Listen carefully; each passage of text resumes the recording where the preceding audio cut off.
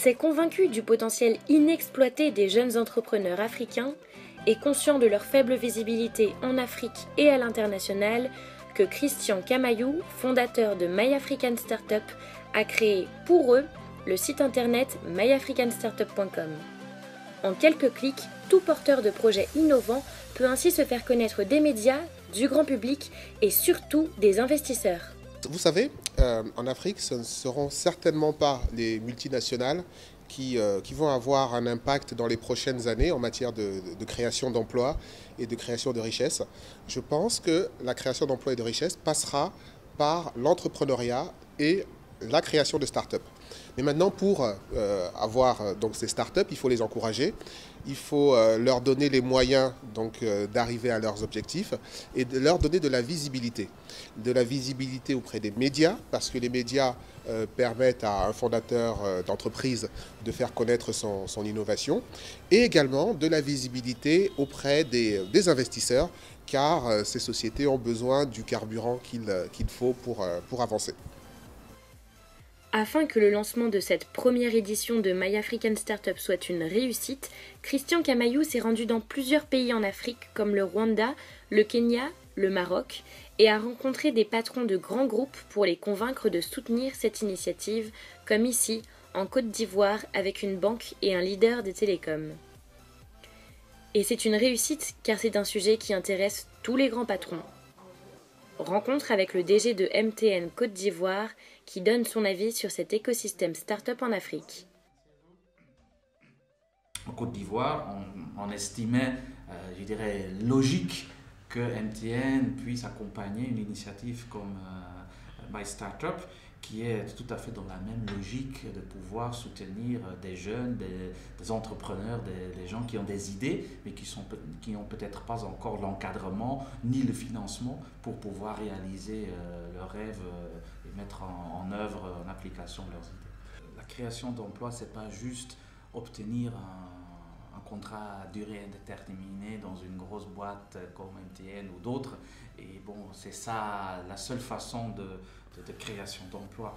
Je pense que ces modèles, ils sont un peu dépassés. Nous-mêmes, nous ne sommes pas dans des grandes vagues de recrutement du personnel. Nous avons construit notre réseau, nous sommes plutôt dans une phase de consolidation. Alors, la création d'emplois, ce n'est pas forcément au sein des grandes sociétés. Je pense qu'il y a énormément de création d'emplois qui va se faire dans les écosystèmes, dans des petites structures qui vont devenir beaucoup plus grandes au fur et à mesure, dans 2 ans, dans 3 ans, 5 ans. Mais c'est là où il y a la création de la créativité, la création d'emplois, la valeur ajoutée. Tous ces jeunes, ils sont là, il faut les encadrer, il faut les guider et il faut créer un genre d'environnement de Silicon Valley à l'ivoirienne ou à l'africaine pour justement encadrer ces jeunes et les canaliser pour qu'ils puissent mettre leur talent et leur énergie, leur dynamique à l'œuvre pour la bonne cause. En effet, créer une entreprise, c'est disposer aussi de ressources financières. Banquier et président des diplômés d'HEC Paris en Côte d'Ivoire, Daouda Coulibaly donne son opinion sur le rôle des banques dans le financement des startups et annonce le soutien de la communauté des anciens d'HEC. À peine arrivé dans son bureau, Daouda Coulibaly annonce à Christian Camaïou la présence du ministre du Commerce, Jean-Louis Billon, à l'événement de lancement. C'est avec plaisir en fait et spontanéité qu'il a accepté de venir ouvrir ses journées, de venir participer, de rester en fait quelques heures, aider ces jeunes-là, parfois qui ont des très bonnes idées, mais qui ne savent pas en fait comment les structurer sur le plan de vue marketing, financier, même organisationnel. La communauté HEC, donc Côte d'Ivoire, a décidé donc de s'associer donc à l'événement My African Startup. Donc déjà de s'impliquer donc dans l'organisation pratique donc de cette journée, mais aussi en fait donc d'accompagner ces jeunes entrepreneurs. Au-delà même de l'argent, l'accompagnement même est très important. Nous banquiers en fait, il y a tellement en fait donc de startups que nous ne sommes pas forcément ceux qui sont les mieux qualifiés en fait pour accompagner donc les porteurs donc de ces projets-là. Je pense il peut avoir en fait donc des business angels, donc ils peuvent venir donc avant nous. La bonne idée ne suffit pas. Mais il faut en fait qu'on sente que vous-même, vous êtes prêt à prendre le minimum de risques par rapport à votre projet. Dernière étape pour Christian Camaïou, l'arrivée au siège du patronat ivoirien. Bonjour Caroline. Bonjour. Bonjour. Bienvenue dans la belle salle. Merci, merci. Entreprise. Alors, comment ça va se passer Écoute, demain? Comme prévu, système d'accueil à l'entrée par les hôtesses. Les autorités, dont M. Billon, seront accueillis par le DG de la CIB, M. Koulibaly. Ils seront tous installés là.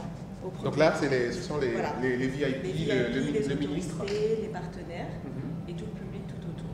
D'accord. La capacité de la salle? 300 places. Ok. Et les startups, comment ça va se passer Les avec les startups présentations? seront installés, tous les représentants seront installés là. Chacun des représentants est appelé au pupitre pour la présentation de son projet. Après chaque présentation, on a un système de vote avec des cartons verts, cartons rouges en fonction de comment le projet a été accueilli. D'accord, donc le public va participer Oui, au choix des lauréats. Exactement. Ils seront un petit peu influencés par le jury, qui évidemment le jury aura la dernière réponse, la dernière décision. Donc à la fin des 15 présentations, parce qu'on a 15 représentants de start-up, délibération des jurys dans la salle là-haut, et puis décision sur place, information du public, et voilà. Parfait, c'est parfait.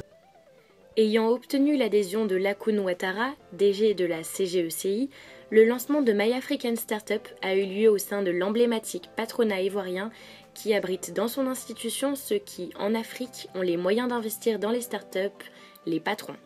C'est le genre d'événement qui, sans le dire, dans le temps, vous crée des repères, vous marque.